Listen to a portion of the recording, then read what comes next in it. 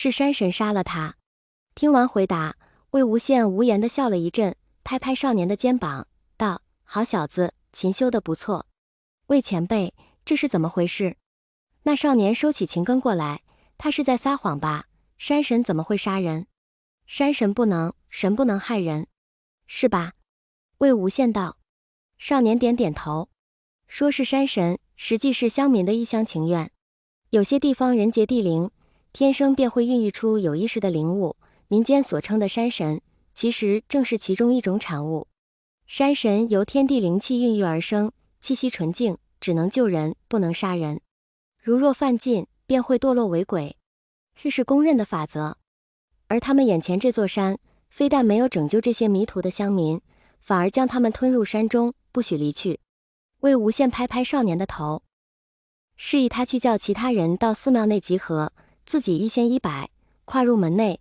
他在地面上随手捡起一个土块，在地面画下2个小人，犹豫片刻，又加上一个新的小人。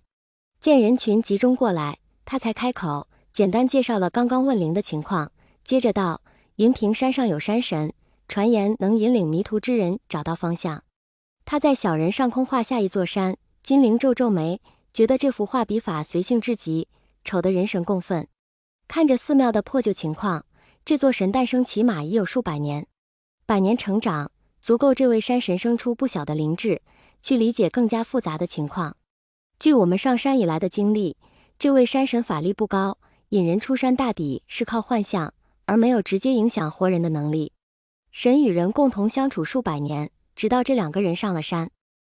他指指众人身后又在重演的杀人夺宝场景，伸手在2个小人身上画了个圈。这个人被恶棍所杀，山神却无力干预。他只知道另一个人绝非善类，于是将他困在了山间。方才我们发现了他的遗体，遗体就在附近，想来这个人也是拼命地向四处奔逃，却永远会回到这间他唯恐避之不及的寺庙，并在寺庙里一次又一次地看到他们2人闯进来的身影，他所做的一切，他犯下的恶果。金灵一阵颤栗，轻声道：山神杀了他。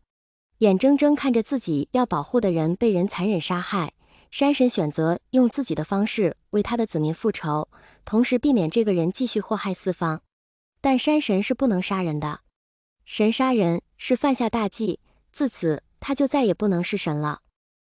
困住我们的是堕落的神，是这座山的山鬼，是因为救人而堕落的神，在黑暗漩涡里挣扎数年，直到自己害死的人都化作白骨，仍然苦苦挣扎，却终于因为这里的财宝又一次被人发现，也许又一次有人丧命于此，才终于彻底堕落成鬼，丧失了最后的清明。接着杀人犯带着新的人走上了山，山鬼凭着本能将他们一口吞下。魏无羡叹出一口气，挥手擦掉了地面上的涂鸦，道：你们明白接下来该怎么做了吗？众少年面色肃穆，几个少年面露不忍，但均点点头。一切的起因是山鬼，那么他们要做的就是除祟，他们需要消灭山鬼。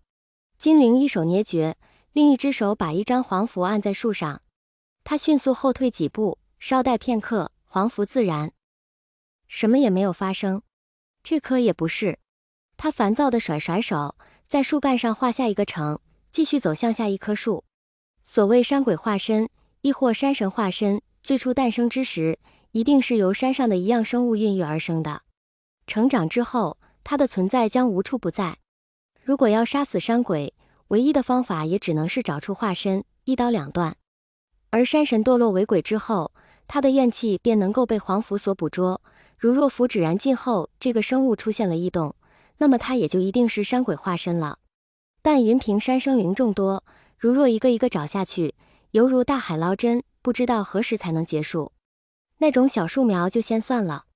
魏无羡按住金灵的肩膀，山鬼诞生有几百年了，你们只管找那些比你们还粗好多倍的树就够了。至于天生寿命短暂的动物，就更没有寻找的必要了。魏无羡转过身，慢慢扫视周围。要说最快的方法，无需多言，自然是他调动鬼类的眼睛，直接找出山神所在。但既然局已破，山民也无事，在没有幻境作怪的情况下，也不会缺食少粮，那么让这些孩子多磨练磨练，也不是坏事。虽说搜寻的对象有限，但毕竟是一座山，需要完全找完所需的时间简直无法计量。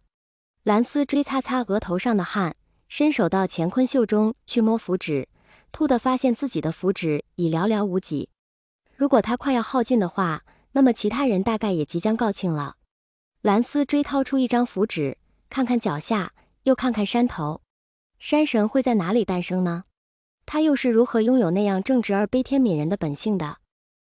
自山头涌下一阵风，蓝丝追按着抹额，顺着风下意识向下看去，山峰过处，树叶也跟着层层叠叠的摇晃。此时太阳已经渐渐升起，眼前的一切都好像镀上金边一般博大而壮阔。蓝丝锥心猛地一跳，他收起黄符，拔出佩剑，直奔云平山的顶峰。